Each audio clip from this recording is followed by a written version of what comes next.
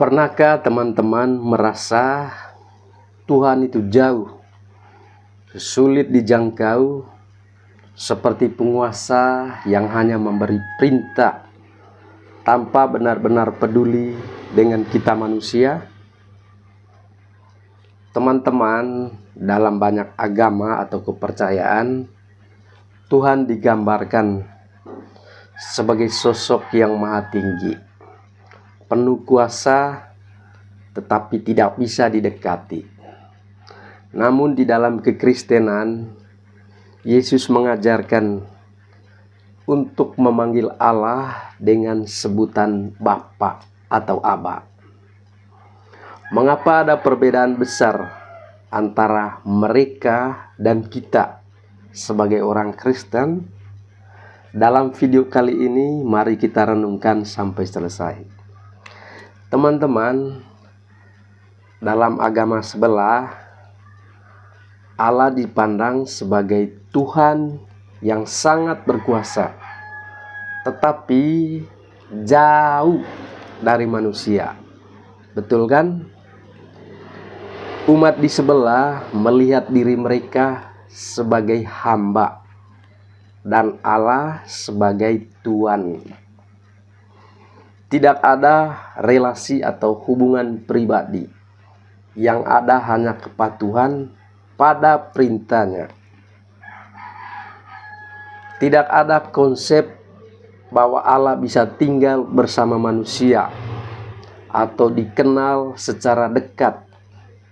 Tetapi justru sebaliknya, di dalam kekristenan, Yesus mengajarkan kita untuk menyebut Allah itu sebagai Bapa. Ayatnya ada dalam Matius bab 6 ayat 9.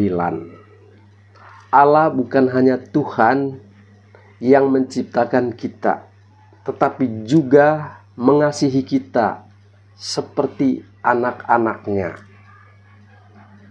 Yohanes bab 1 ayat 14 berkata bahwa firman menjadi manusia dan tinggal di antara kita semua.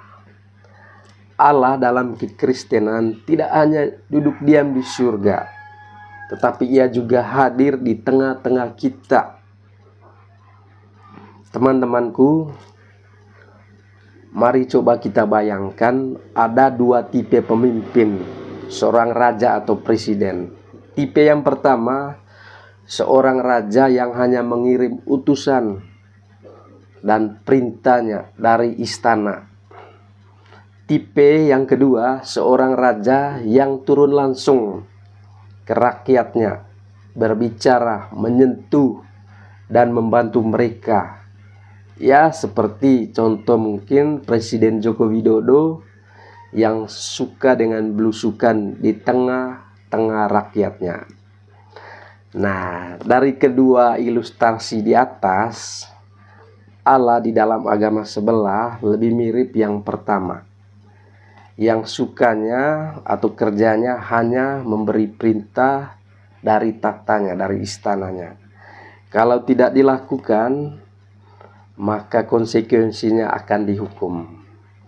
Tetapi berbeda dengan Allah di dalam Yesus Kristus, yaitu tipe yang kedua. Dia datang ke dunia hidup seperti kita manusia. Filipi bab 2 ayat 6-8. Dia menyentuh hati orang sakit. Dia menyembuhkan orang sakit, menangis bersama kita. Bahkan dia juga mencuci kaki para murid-muridnya. Dia tidak hanya berbicara dari surga, dari tatanya, tetapi ia hidup sebagai manusia untuk memahami kita, merasakan penderitaan yang kita alami di dunia ini. Mengapa ini penting, teman-teman? Karena ini menunjukkan bahwa Allah benar-benar mengasihi kita, bukan hanya omon-omon. Dia omon-omon dari surga. Jadi untuk itu banggalah punya Allah yang mau peduli, bukan hanya kata-kata, tapi Allah yang mau menghidupi kata-katanya dengan tindakan nyata, turun langsung ke manusia. Yang lebih keren juga, dalam agama lain atau kepercayaan lain, manusia pasti berusaha mencari Tuhan. Betul? Tetapi di dalam Kristenan berbeda. Tuhanlah yang mencari manusia. Wow. Mungkin kita pernah membaca perumpamaan kisah anak yang hilang dalam Injil Lukas bab 15 ayat 11 sampai 32. Seorang anak yang memberontak meninggalkan ayahnya dan hidup dalam dosa. Tetapi ketika dia kembali, ayahnya berlari menjemputnya, memeluknya, dan mengampuninya. Wow, kisah ini teman-teman sangat terharu. Ini adalah gambaran Allah kita, Allah yang penuh kasih.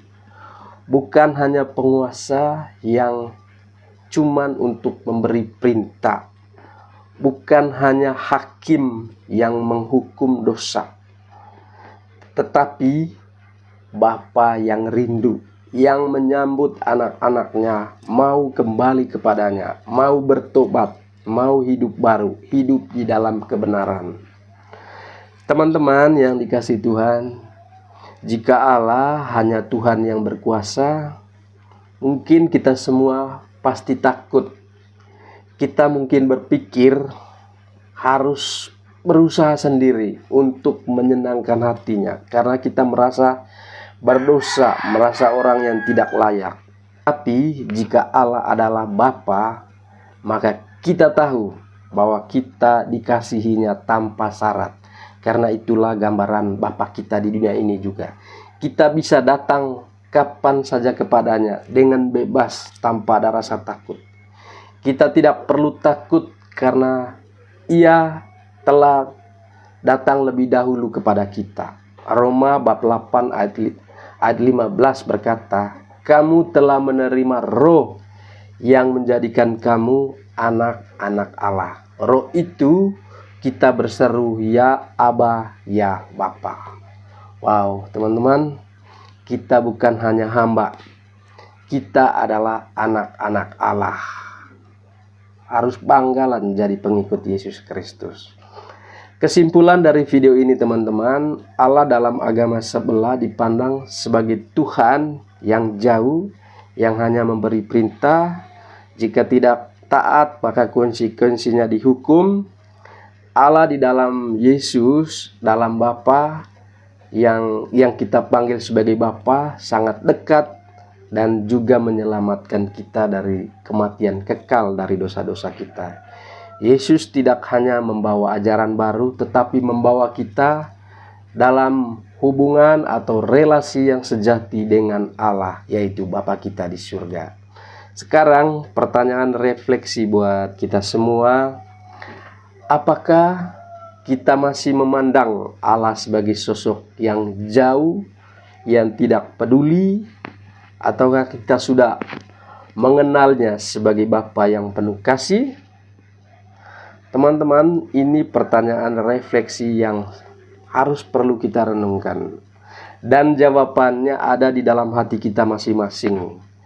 Jika teman-teman punya pendapat yang lain atau ingin, terutama umat di sebelah ingin tidak setuju dengan video ini, silakan tulis di kolom komentar. Dan jika video ini merasa bermanfaat buat teman-teman Kristen, silakan di-share, dibagikan ke orang lain. Dan jangan lupa subscribe ya teman-teman, karena subscribe itu juga gratis. Oke, Tuhan memberkati.